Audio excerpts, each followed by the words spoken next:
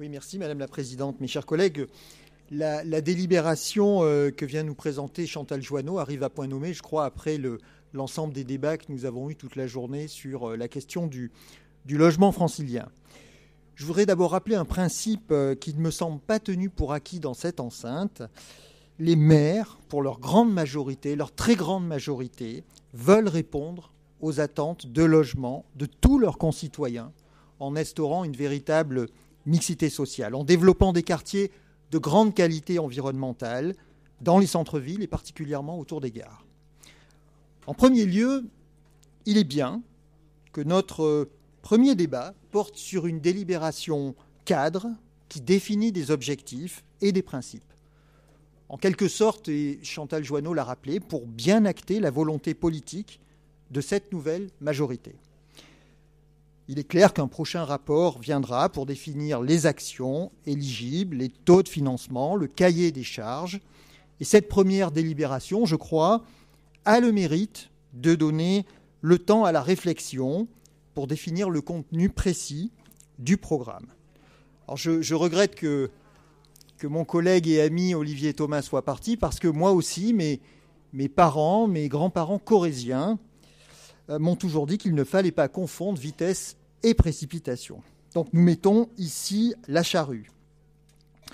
Sur le fond, ce rapport est important pour 3 raisons. D'abord, en confiant la mise en œuvre des projets aux communes, en plus des intercommunalités, ce sont désormais les maires qui reviennent au centre du dispositif.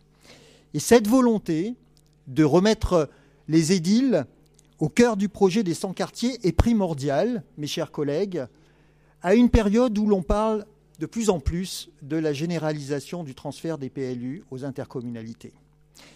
Et on ne dira jamais assez que l'aménagement d'une ville, la vision qu'un maire peut porter à 10, 15 ans sur sa commune, est une compétence régalienne des maires, et elle doit le rester.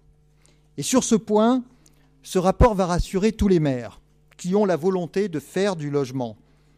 Car élus au suffrage universel, les maires sont et resteront les garants et les acteurs de la construction de leur ville. Deuxièmement, la qualité environnementale. Et comme l'a indiqué Chantal Jouanneau, pour construire plus, il faut surtout construire mieux, dans les quartiers où les franciliens seront heureux de vivre.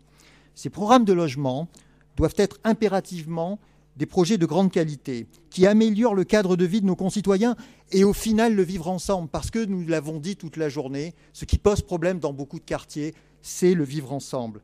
Et pour réussir ce vivre ensemble, les élus UDI ont à cœur que nos concitoyens soient très étroitement associés en amont à la réalisation de ces quartiers. Et c'est le sens de l'amendement que nous présenterons tout à l'heure.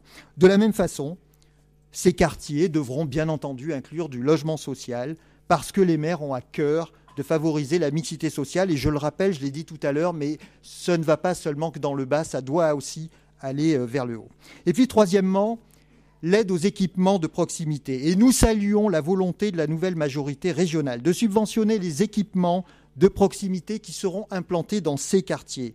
Et les maires, Madame la Présidente, attendent avec impatience ces aides qui, nous le savons et nous l'espérons, ne seront plus soumises à des critères visant à exclure des communes du dispositif pour des raisons politiques. Les maires attendent avec impatience ces aides qui interviendront dans le contexte très préoccupant de baisse des dotations de l'État, qui implique pour les communes, les collectivités, des grosses difficultés pour investir. Voilà, Madame la Présidente, chère Chantal Jouanneau, pourquoi le groupe UDI soutient pleinement cette délibération. Merci.